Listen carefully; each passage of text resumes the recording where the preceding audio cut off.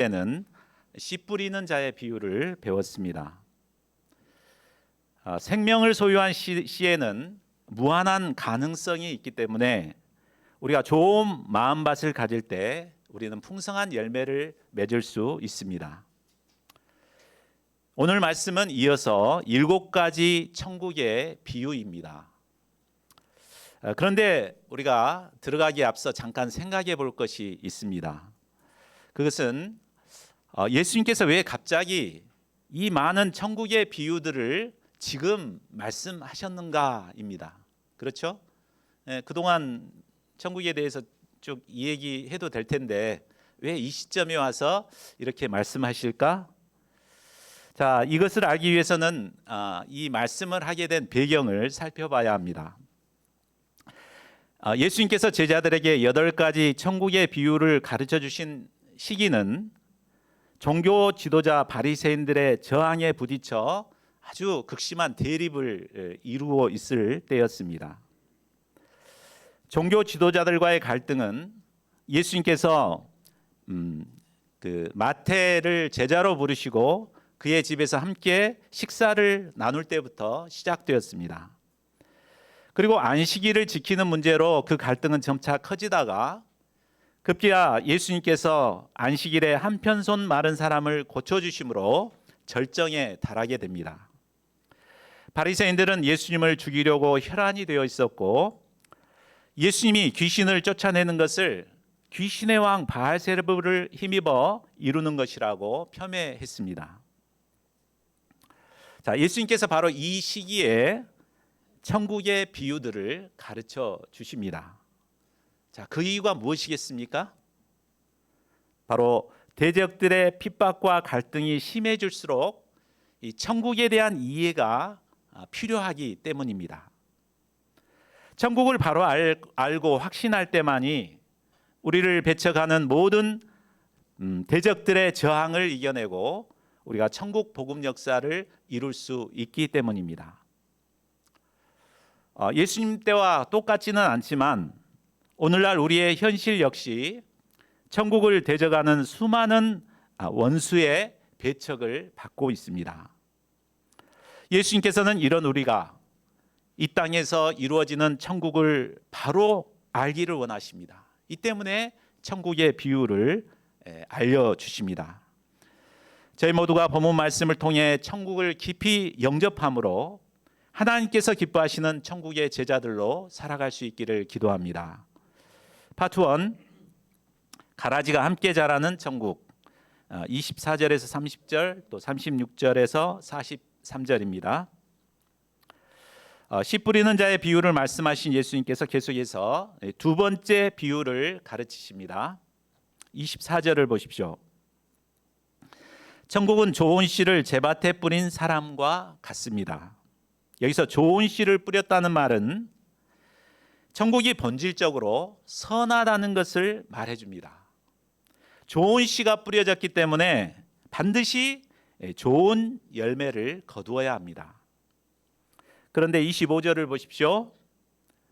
사람들이 자고 있을 때 원수가 와서 곡식 가운데 가라지를 덧뿌리고 갔습니다. 여기서 가라지는 생김새는 미리삭과 비슷하게 생겼는데 독보리입니다. 이 독보리는 사람이나 동물이 잘못 먹으면 구토와 설사를 일으켜 심하면 죽을 수도 있다고 합니다.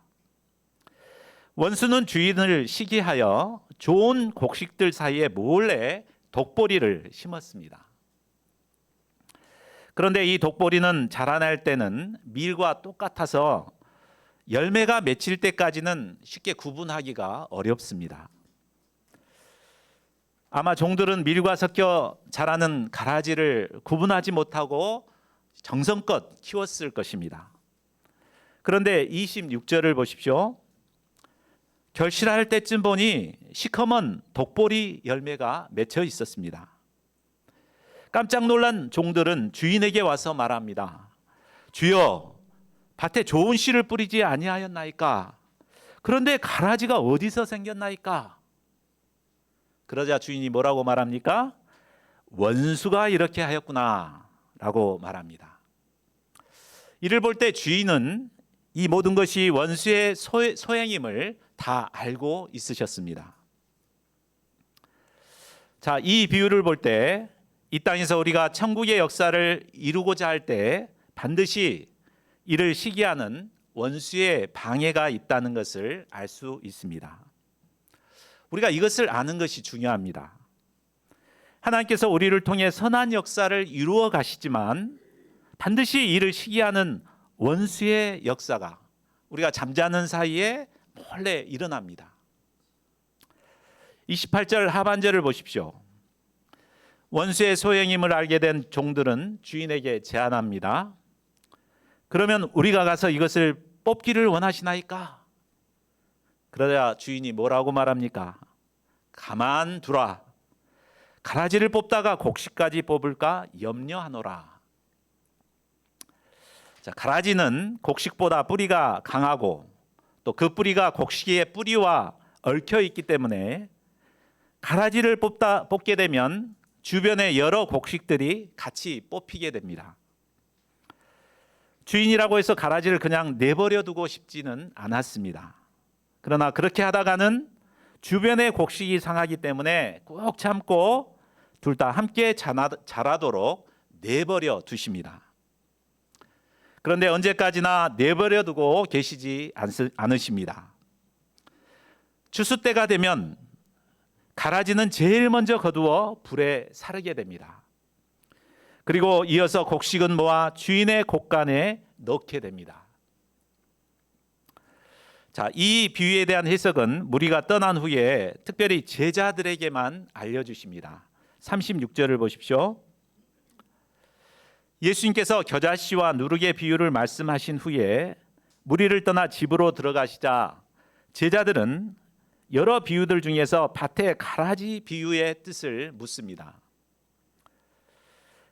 제자들은 하나님이 살아계심에도 왜 가라지가 함께 공존하는지, 하나님께서 왜 가라지를 심판하지 않는지 알고 싶어서 물었을 것입니다. 사실 이 질문은 우리의 질문이기도 합니다. 자, 이에 예수님은 그 비유의 뜻을 뭐라고 말씀하십니까? 37절에서 40절을 보십시오. 좋은 씨를 뿌리는 이는 인자 곧 예수님입니다. 그리고 밭은 이 세상을 말하고 좋은 씨는 천국의 아들들입니다. 예수님께서는 이 세상에 하나님의 아들들을 심어 놓으셨습니다. 그런데 몰래 가라지를 심는 원수가 있었습니다. 이는 악한 자 마귀입니다. 마귀는 예수님께서 심어놓은 알곡들 사이에 몰래 마귀의 아들인 가라지를 심어 놓습니다. 추수 때는 세상 끝을 말하고 추수꾼은 천사들을 말합니다. 세상 끝 마지막 심판의 날에 천사들은 우리를 넘어지게 하는 것과 불법을 행하는 모든 자를 거두어 풀무불에 던져 넣어 심판하십니다. 우리는 이 비유를 통해 몇 가지 중요한 사실을 배울 수 있습니다. 첫째로 이 세상은 의인과 악인이 공존하는 세상입니다. 세상에는 하나님의 선한 역사가 있는 반면에 마귀의 역사가 함께 공존합니다.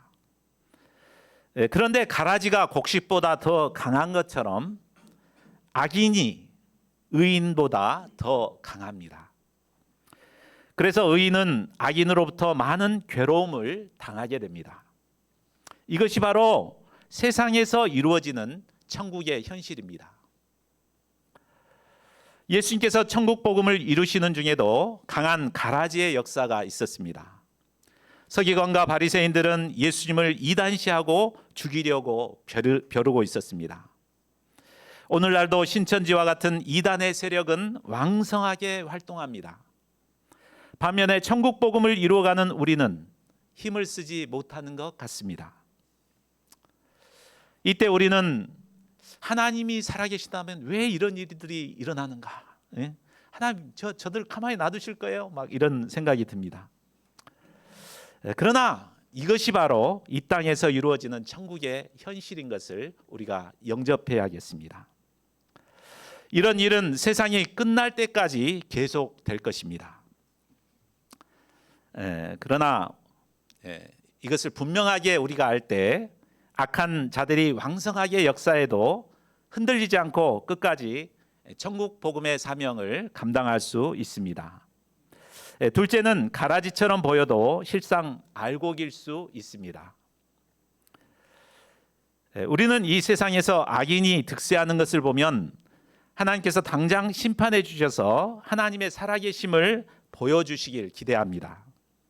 그런데 문제는 가라지와 곡식이 구별이 쉽지 않다는 것입니다. 다 자란 후에도 구별하기가 좀 쉽지 않죠? 우리가 생각할 때 저 사람은 분명 가라질 거라 생각했는데 나중에 보니 알곡인 경우가 있습니다. 대표적인 인물이 바로 사도 바울이죠.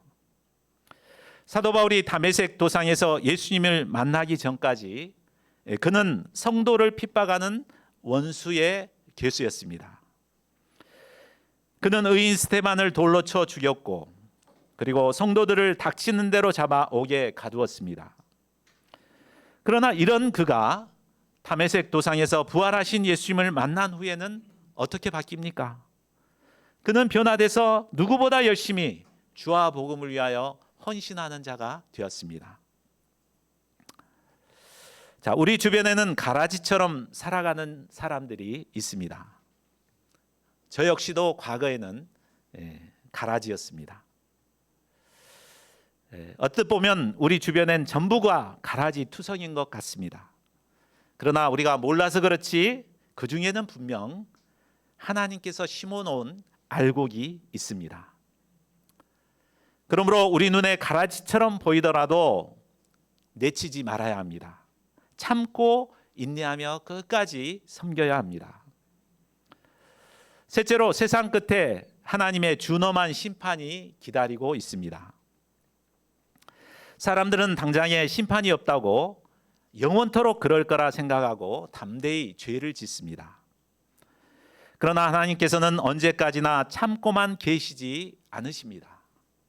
마지막 때가 되면 하나님께서 무섭게 심판하십니다. 41, 42절을 보십시오. 세상 끝날이 되면 하나님께서는 천사들을 보내어 알곡과 가라지를 구분하십니다. 그리고 세상의 모든 가라지를 모아서 풀무불에 던져 넣으실 것입니다. 마가복음 9장 48절을 보면 그곳은 어떤 곳입니까? 구더기도 죽지 않고 불도 꺼지지 않는 곳입니다.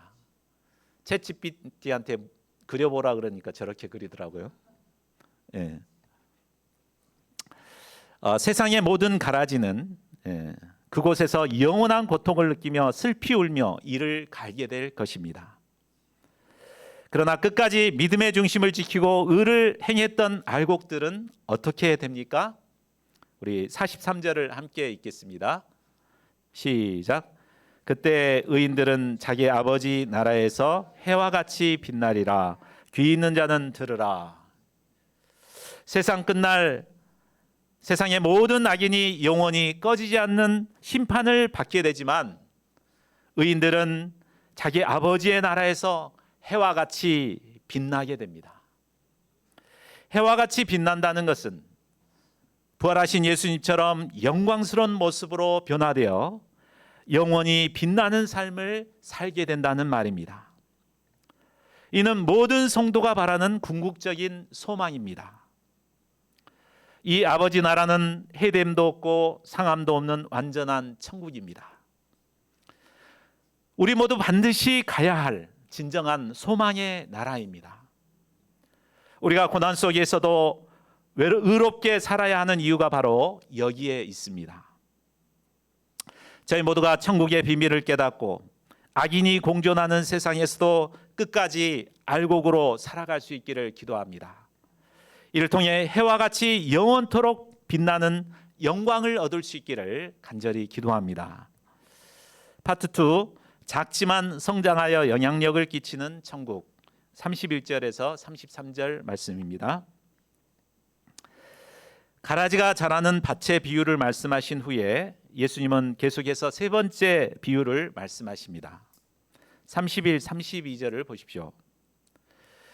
천국은 마치 사람이 자기 밭에 갖다 심은 겨자씨 한 알 같으니 이는 모든 씨보다 작은 것이로되 자란 후에는 풀보다 커서 나무가 되매 공중의 새들이 와서 그 가지에 깃들이느니라. 겨자씨는 1년생 풀입니다. 제가 이스라엘의 성지순례를 갔을 때 봄이 되면 막 유채꽃처럼 주변에 많이 피어 있는 게 바로 이 겨자였습니다. 이 겨자씨는 여기 보면 아주 작은 거죠. 근데 사실 그보다 더 작은 씨들이 많습니다. 그런데 왜 겨자씨라 그랬는가? 유대인들은 가장 작은 것을 표현할 때 겨자씨 같다 이렇게 표현을 했습니다. 우리나라에서도 작은 걸 뭐라고 표현하죠? 콩알만 같다, 좁쌀 같다, 쥐방울만 하다, 뭐 이렇게 표현을 합니다. 실제로 겨자씨는 볼펜으로 점을 찍어 놓을 정도로 아주 작은 씨입니다. 그런데 이 씨가 땅에 심기면 2m에서 3m나 될 정도로 크게 자라납니다. 그 사람이 이렇게 손을 뻗었는데 그보다 더 크죠? 자, 이곳은 뜨거운 태양을 가려주고 먹이인 겨자씨가 풍부하기 때문에 피곤하고 지친 새들이 안식처로 삼습니다. 이 겨자씨 한 알처럼 하나님의 역사는 작고 미미하게 시작됩니다. 그러나 그 안에 생명이 있어서 나중에는 영향력 있는 거목으로 크게 성장하게 됩니다. 하나님께서는 늙고 소망 없는 아브라함 한 사람의 씨를 심으심으로 하나님의 역사를 시작하셨습니다. 이 역사는 점차 자라나 후에는 이스라엘이라는 큰 민족을 이루게 하셨고 그의 후손을 통해 예수 그리스도를 허락하셨습니다. 예수님의 제자 양성 역사도 겨자씨 한 알과 같았습니다. 예수님은 소수의 12명의 제자들에게 믿음의 씨를 심으셨습니다. 당시에 아무도 이 역사를 주목하지 않았습니다. 그러나 예수님의 이 역사는 점차 자라나 마침내 온 세계에 영향력을 미치는 큰 나무가 되었습니다. 사도 바울은 로마 선교의 비전을 가지고 감옥에서 간수들과 1:1 말씀 공부를 시작했습니다. 그가 가진 비전에 비해 너무나 초라해 보였습니다. 그러나 이것이 자라나 마침내 거대한 로마를 기독교 국가로 만드는 놀라운 역사를 이루게 됩니다. 저희 교회도 처음 개척할 때는 가정집 2층에서 아주 초라하게 시작했습니다. 너무나 초라해서 한 번 온 양들은 다시 오려고 하지 않았습니다. 그러나 이 겨자씨 같은 역사는 점차 성장하여 지금은 세계 여러 나라 사람들, 유학생들이 쉼을 얻는 교회가 되었습니다. 33절을 보십시오. 예수님께서 네 번째 천국 비유를 말씀하십니다. 천국은 마치 여자가 가루 서말 속에 갖다 넣어 전부 부풀게 한 누룩과 같으니라. 자, 겨자씨 비유가 외적인 역사를 말한다면 누룩의 비유는 보이지 않는 내적인 영향력을 의미합니다. 누룩은 재료의 2%만 넣어도 전체를 4배나 부풀게 합니다. 누룩은 보이지 않는 가운데 내면 깊숙이 스며들어 큰 영향력을 끼칩니다. 이와 같이 천국을 소유한 자들은 어떤 모양으로든 주변 사람들에게 좋은 영향력을 끼치게 되어 있습니다. 실제로 기독교를 핍박했던 로마가 기독교 국가가 된 결정적인 이유도 크리스찬들의 좋은 영향력 때문이었다고 합니다. 소수의 크리스찬들은 음란한 로마 문화에서도 거룩함을 지키고 좋은 영향력을 끼쳤습니다. 어려운 일들을 솔선수범하여 감당하였고 가난한 자와 고아와 병자들을 섬겼습니다. 매일 가정 예배를 드리고 자녀들을 신앙으로 양육했습니다.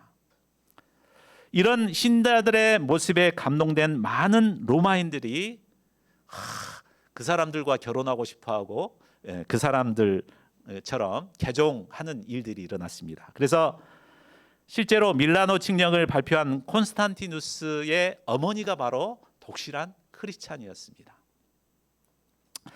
결국 이런 영향력으로 말미암아 로마가 기독교 국가가 되는 놀라운 역사가 일어났습니다.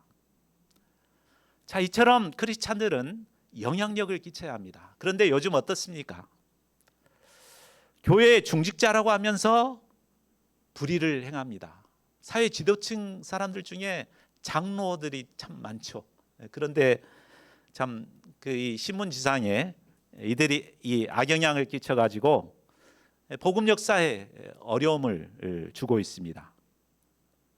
그러나 참 신앙인이라면 악영향을 끼칠 수 없습니다. 누룩처럼 자신이 있는 곳에서 선한 영향력을 끼쳐야 합니다. 우리가 소속된 학교나 직장이나 이웃은 우리의 선한 영향력을 행해야 될, 부풀려야 할 밀가루 반죽과도 같습니다.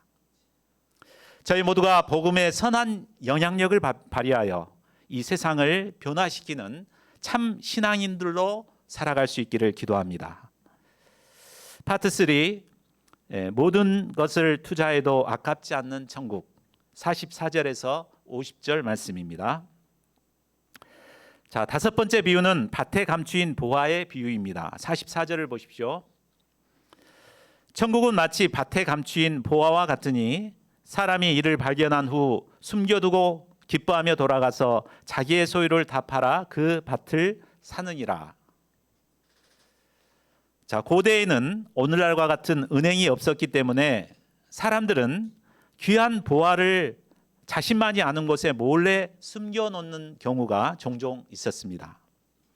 그러다가 그 사람이 갑작스럽게 죽게 되면 땅속에 묻어둔 것을 아무도 찾을 수가 없습니다. 자, 어떤 소작 농부가 있었습니다. 하루는 밭에 씨를 심기 위해 밭을 갈다가 절커덩 하며 쟁기에 뭔가가 걸렸습니다.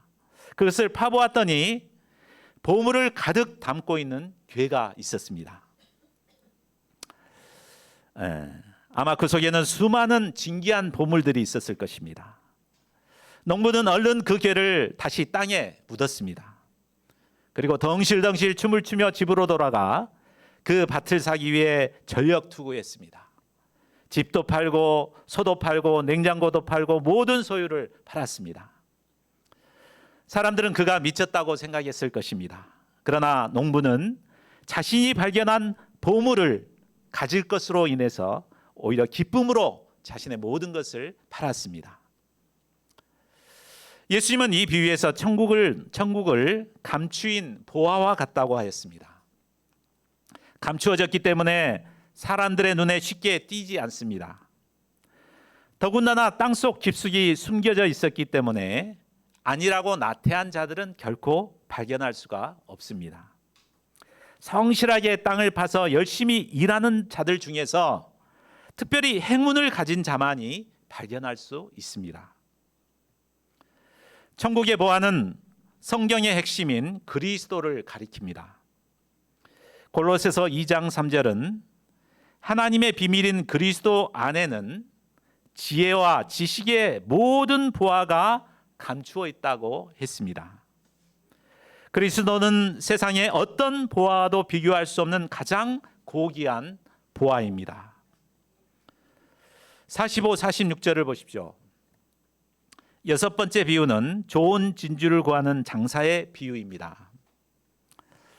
앞에서 나온 농부는 우연히 보화를 발견했다면 이 진주 장사는 좋은 진주를 찾기 위해 열심히 구하다가 발견한 것입니다. 그는 세상에서 가장 순도가 높은 값진 진주를 찾기 위해 많은 노력을 했습니다. 그러다 그토록 찾던 값진 진주를 발견하게 되었습니다. 이때 자기의 모든 소유를 다 팔아 그 진주를 샀습니다.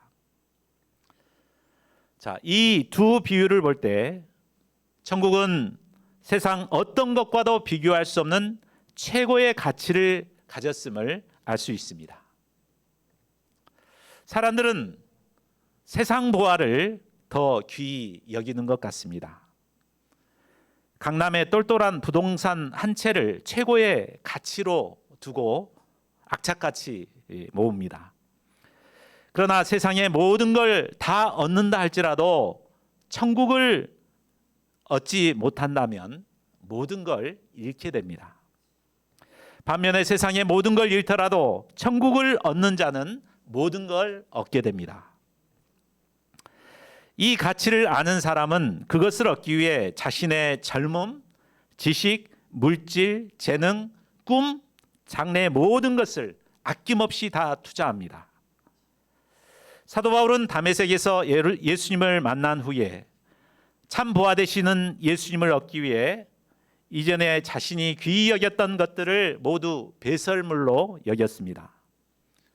우리 UBF를 창립하신 사라베리 선교사님도 미시시피 공주로서의 안정된 삶과 결혼의 꿈까지 팔아서 한국의 캠퍼스 양대를 섬겼습니다.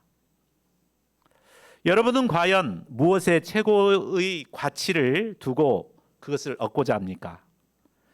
천국의 보화 되신 예수님을 얻기 위해 자신의 소중한 것을 팔아 얻는 지혜로운 자들이 될 수 있기를 기도합니다. 7번째 비유는 물고기를 모으는 그물의 비유입니다. 47, 48절을 보십시오. 천국은 마치 바다에 그물을 쳐서 물고기를 모는 그물과 같습니다. 여기서 각종 물고기를 모는 그물은 바로 교회를 의미합니다. 교회에 온 사람들은 자신이 모두 구원을 얻을 거라고 생각합니다. 그러나 어떻습니까? 어부들이 그물을 물가로 끌어내서 좋은 것은 그릇에 담고 못된 것은 내버립니다. 교회 안에도 못된 것이 있다는 것입니다. 악인들이 있습니다. 이처럼 세상 끝에는 천사들이 와서 의인 중에서 악인을 갈라내어 풀무불에 던져 넣는 심판이 임하게 됩니다. 교회에는 누구나 올 수 있습니다. 그렇기 때문에 다양한 사람들이 들어옵니다. 그런데 그 중에는 의인만 있는 것이 아닙니다. 의인을 괴롭히는 악인이 있습니다. 이는 이 땅에 교회가 생긴 이후부터 계속되고 있습니다. 예수님의 제자들 중에도 바로 가룟 유다가 있었습니다. 사도 바울이 개척한 교회에도 거짓 교사가 들어와 복음 역사를 회방했습니다. 오늘날 교회 안에도 성령의 그릇을 깨트리는 악인들이 존재합니다. 그런데 이들은 결국 어떻게 됩니까? 49, 50절을 보십시오. 최후 심판날이 오면 천사들이 의인 중에서 악인을 갈라내어 풀무불에 던져 넣을 것입니다. 그때 가서 왜 내가 믿음으로 살지 않았는고, 왜 내 마음대로 살았는가 후회해봐도 소용이 없습니다. 그러므로 회개의 기회가 주어졌을 때 속히 회개하고 의인의 삶을 살아야겠습니다. 파트 4, 천국을 소유하고 사는 제자들의 삶, 51절에서 58절입니다. 마지막 8번째 비유는 특별히 7가지 천국의 비유를 깨달은 자에게만 주는 비유입니다. 모두에게 해당되는 게 아니라 이 7가지 비유를 깨닫는 제자들에게만 주신 말씀입니다. 51절을 보십시오.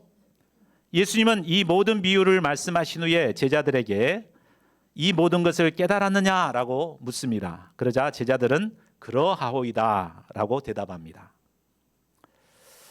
자, 이제까지 예수님은 바리새인들과 서기관들의 거센 저항에 부딪히는 상황에서도 이제 천국이 어떤 곳인가를 비유를 통해서 제자들에게 잘 설명해 주셨습니다.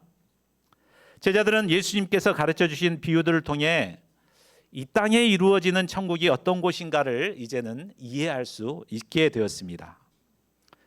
이제 예수님은 가라지와 악인들이 가득한 이 세상에서 제자들이 어떻게 살아야 하는가를 2가지로 가르쳐 주고 있습니다. 첫째는 새 것과 옛 것을 곳간에서 내어 백성들을 섬겨야 합니다. 우리 52절을 함께 읽겠습니다. 시작. 그러므로 예수께서 이르시되 그러므로 천국의 제자된 서기관마다 마치 새 것과 옛 것을 그 곳간에서 내오는 집주인과 같으니라. 자, 천국의 비유를 통해 깨닫게 된 자를 가르쳐 예수님은 뭐라고 하십니까? 천국의 제자된 서기관이라고 하십니다. 당시 서기관은 율법을 연구하여 백성들을 가르쳤습니다. 또한 백성들이 죄를 범하면 이 율법에 기초하여 죄를 판단하기도 했습니다. 그런데 예수님은 천국의 비유를 통해 천국을 깨닫게 된 제자들을 천국의 제자된 서기관이라고 부르십니다. 천국의 제자들로서 백성들을 말씀으로 가르치고 섬기는 자들이 되었다는 말입니다. 자, 그렇다면 천국의 제자된 서기관은 구체적으로 어떻게 이 사명을 감당해야 합니까? 예수님은 새 것과 옛 것을 그 곳간에서 내오는 집주인과 같아야 한다고 가르치십니다.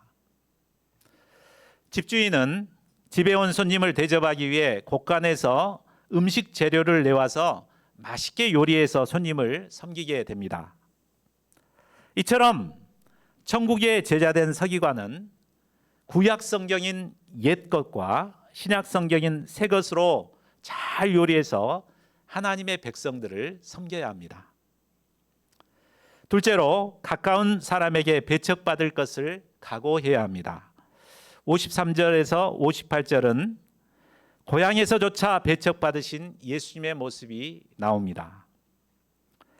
종교 지도자들과의 갈등을 겪는 상황에서 예수님은 고향으로 돌아가셨습니다. 정든 고향 금유화장했다고 막 반겨줄 줄 알았는데 뭐 그렇게 기대하진 않았겠죠. 고향 사람이라면 객지에서 고생하고 돌아온 예수님을 영접하고 품어주어야 마땅합니다. 그러나 그들은 인간적인 눈으로 예수님을 바라보고 오히려 예수님을 배척했습니다. 예수님은 당시 속담에 기초하여 고향 사람들이 예수님을 배척하는 것을 기꺼이 받아들이셨습니다. 그리고 믿지 않는 그들에게는 더 이상 능력을 행치 않으셨습니다. 자, 이 모습을 제자들에게 보여주신 이유가 무엇이겠습니까? 그것은 천국의 제자들은 기대했던 가까운 사람들에게 배척을 받아도 낭망치 말아야 함을 가르쳐주고자 하셨습니다. 사랑으로 섬겨주었던 사람이 배척을 할 때 정말 참기가 힘듭니다. 그러나 그럴지라도 실망하지 않고 끝까지 천국의 제자된 서기관으로서의 사명을 감당해야 된다는 말입니다. 우리가 복음 역사를 섬기다 보면 참 믿었던 양들, 동역자에게 상처를 받을 때가 참 많습니다. 그러나 당연한 걸로 여기고 끝까지 믿음의 길을 갈 수 있기를 기도합니다. 자, 말씀을 맺겠습니다. 예수님께서 이 땅에 이루신 천국은 오늘날도 세상으로부터 공격을 받고 있습니다. 이런 세상에서 천국의 제자들로 살아가야 하는 우리에게 필요한 것이 무엇입니까? 그것은 이 세상의 천국이 어떤 곳인가를 바로 아는 것입니다. 이 땅에서 이루어지는 천국은 원수가 뿌려놓은 가라지와 함께 공존하는 곳입니다.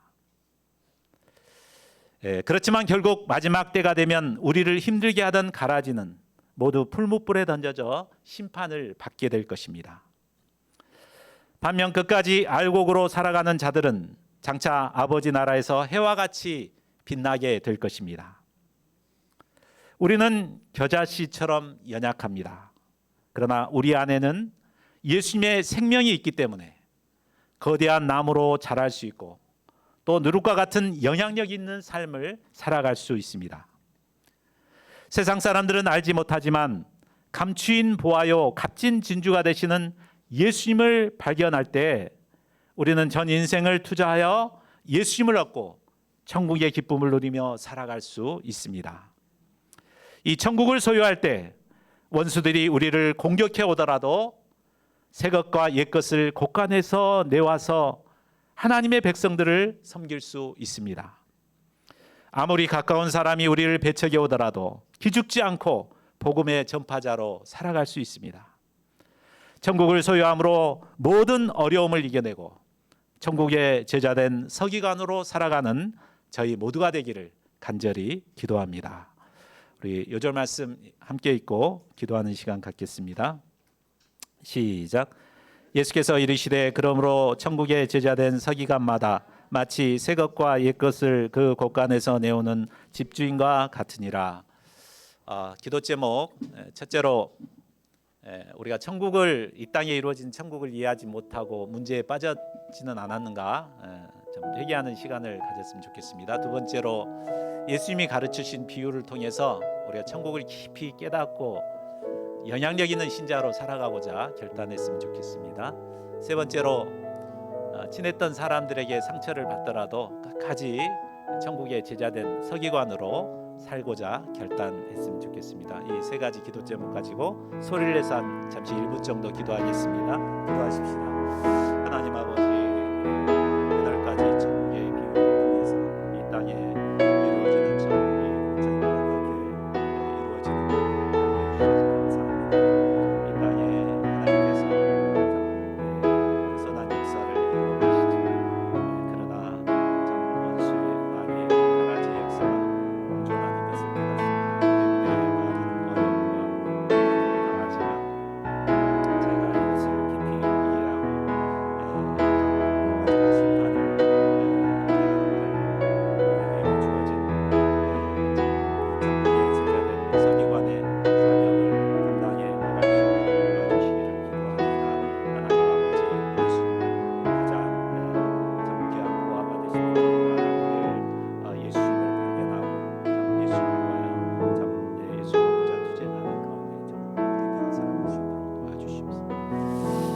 하나님 아버지, 8가지 비유를 통해서 천국을 이 땅에 이루어지는 천국을 깊이 이해할 수 있게 하신 것을 감사합니다. 하나님께서 선한 역사를 이루시지만 참 이 땅은 악인이 뿌려놓은 가라지의 역사가 공존하는 것을 깨닫습니다. 그들이 아무리 우리를 힘들게 할지라도 저희가 마지막 심판이 있음을 알게 도와주시옵소서.